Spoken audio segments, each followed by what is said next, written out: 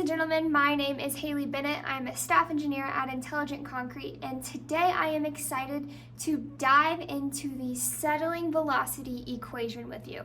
And this is based on Stokes Law, and essentially what this tells us is how fast or slow a particle moves down in a liquid. So I'll draw a quick little schematic to show you. So this is our particle. There's going to be some velocity of the liquid.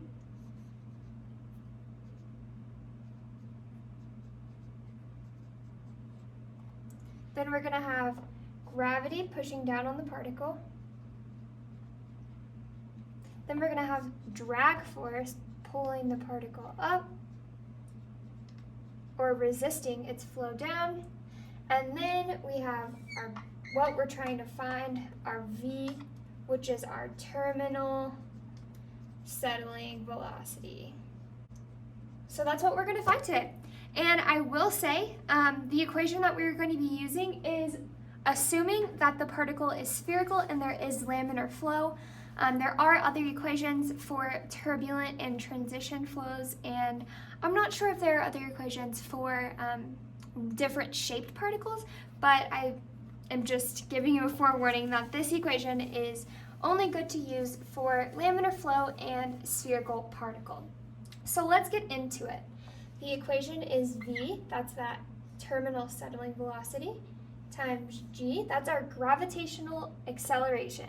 And this is the free fall speed of a particle or being with no drag. And that changes slightly depending on where you are in the world, but the global constant is 9.81 meters per second squared.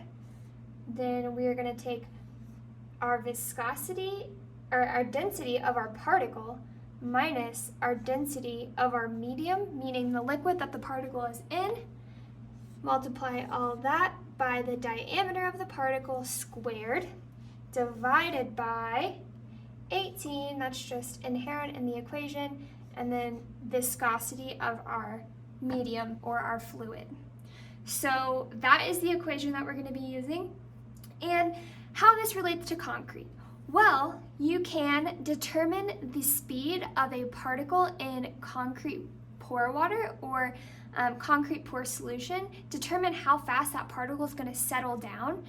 So in concrete, the particles will settle in that pore water before it is completely set up, hydrated, and cured. So this is an important number if you're working with some kind of chemical or particle in solution.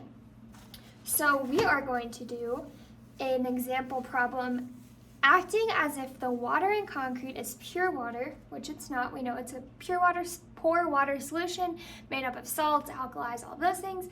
But assuming it's pure water and if our particle is a colloidal silica particle. So we are going to set up our equation again.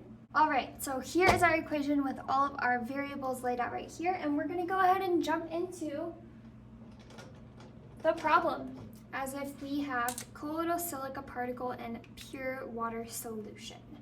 So we're going to take our equals G, 9.81 meters per second squared, times the density of our particle, and for colloidal silica, this is 1130 kilograms per meters cubed, and then the density of our medium is just water, and that is 997 kilograms per meters cubed, and then times our diameter of our particle. We're going to go ahead and say this is 100 nanometer particle size for our colloidal silica, and converted to meters, which is what we're using for this equation, that is going to be 1.0 times 10 to the negative 7, and then that is going to be squared.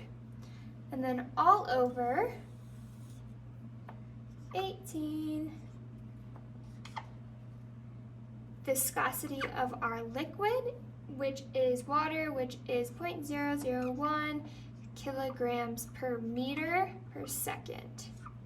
And so our units will cancel out.